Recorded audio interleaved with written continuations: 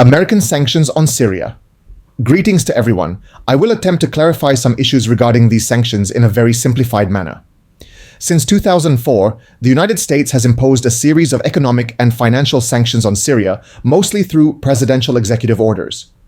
These sanctions began with an executive order issued by President George W. Bush, EO 138, and continued to escalate during President Barack Obama's administration through orders such as EO 13572 and EO 13582, which tightened restrictions to include a ban on financial transactions and the freezing of government and personal assets. The executive orders also targeted digital surveillance technologies, EO 113606, and penalized entities attempting to circumvent the sanctions, EO 113608. As the Syrian conflict evolved, the US Congress added a legislative aspect to some sanctions, as with the Caesar Act, which expanded sanctions to include any entity or country dealing with the Syrian regime, making it difficult for Syria to restore its economic relations normally. Many questions have reached me about whether President Donald Trump can issue executive orders to lift the sanctions, especially since he might meet with al-Shara during his visit to Saudi Arabia if the kingdom decides to assist Ahmad al-Shara.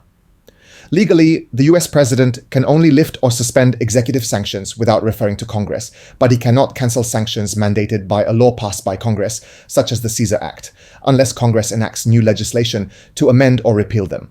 Therefore, lifting them requires a campaign within Congress, in addition to credibility regarding the government's performance, which will be assessed through reports issued by security agencies and governments monitoring events in Syria. To understand more, we need to compare with other international experiences.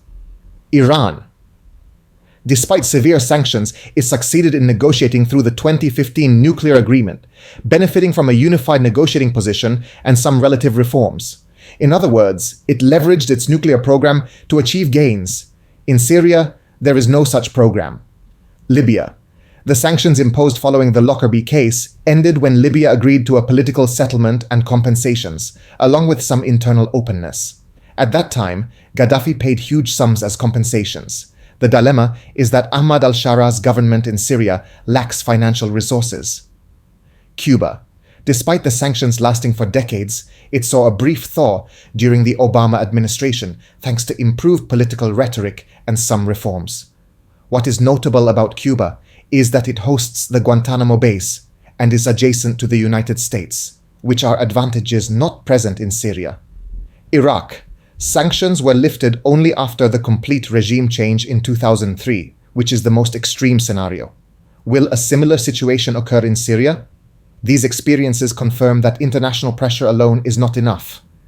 Lifting sanctions is usually linked to political steps and real reforms. From here, it is our duty to define strategies and solutions to exit the sanctions, to end the sanctions and achieve economic relief. The Syrian government must adopt a comprehensive multipath plan that includes, first, radical political reforms, launching a genuine political process, including actual participation from all opposition factions and civil society, not just formal frameworks, constitutional reform, ensuring the separation of powers, the rotation of power, and the independence of the judiciary, elections under international supervision to build trust internally and externally. Second, commitment to human rights, releasing political detainees, improving human rights conditions and stopping security forces violations, allowing freedom of the press and information dissemination. Third, a more balanced foreign policy, stopping support for armed groups in the region, opening up to regional and international solutions with transparency and flexibility, disarming foreign fighters and rehabilitating them to become civilians and only civilians. Fourth, economic transparency, effectively combating corruption, empowering the private sector to rebuild the economy away from the dominance of military and security institutions.